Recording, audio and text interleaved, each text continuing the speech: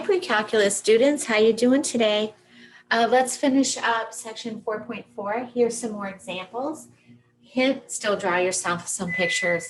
Also, again, want you to know, that's my microwave. It really beeps a lot. I just realized, unless it says so in a section, you should not be using a calculator or your unit circle. It should be coming from your brain, okay? Because you're going to be taking a quiz without a unit circle or a calculator. And so you want to start using that brain now. Okay, two more examples. How do I find trig values when you've been given a trig value and a quadrant? Okay, so here's what we do. Locate the quadrant. There you go, that's easy.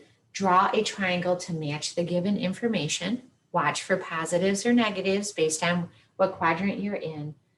Find the third side and write your trig values. So here's our example.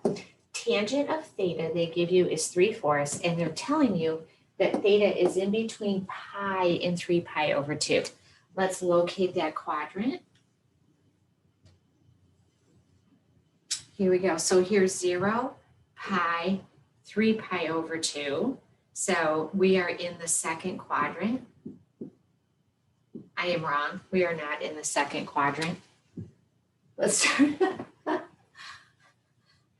I was thinking pi over 2. Okay, let's do it again. All right, so 0, pi over 2, pi, 3 pi over 2.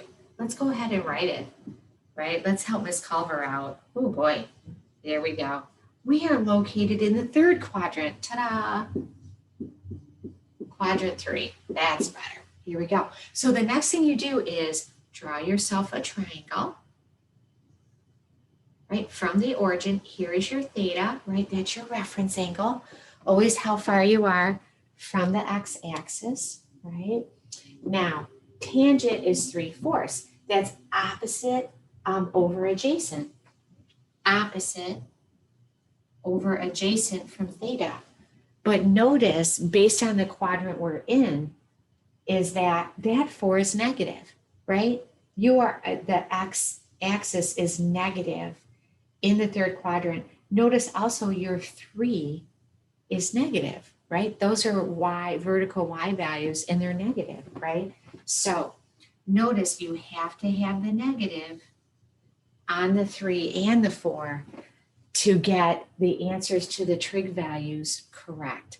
Notice, of course, if I asked you what tangent is right here, you would tell me it's a negative 3/4, a negative 3 over a negative 4, which is a positive 3/4, right? So we had to put the negative divided by a negative in ourselves. Now, your next job is to find the third side, right? That would be a 5.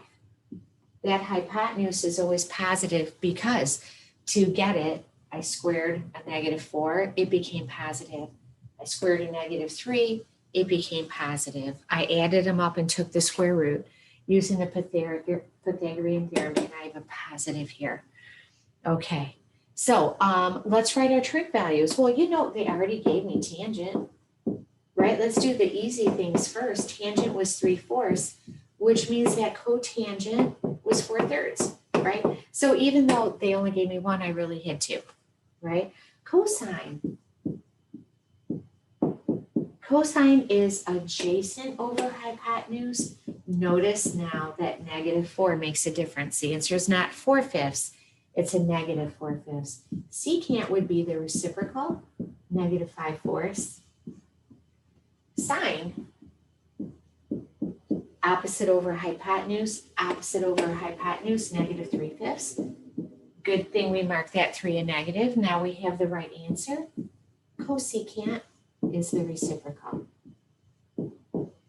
There you go. Again, be sure to take lots of good notes for all the different problems you'll see in this section. Last problem. In what quadrant is sine less than 0 and cosine greater than 0? Okay, well, let's remember sine is the y values and cosine are the x values, right? So let's take a look. Sine is less than 0 or negative in the third and fourth quadrant, right? In which of these quadrants is cosine greater than 0, right? So cosine is greater than 0 in the first and the fourth. So here we go. Notice in this one quadrant, in quadrant 4, right here, sine is negative and cosine is positive. And you answer the question, quadrant 4. Have a great day.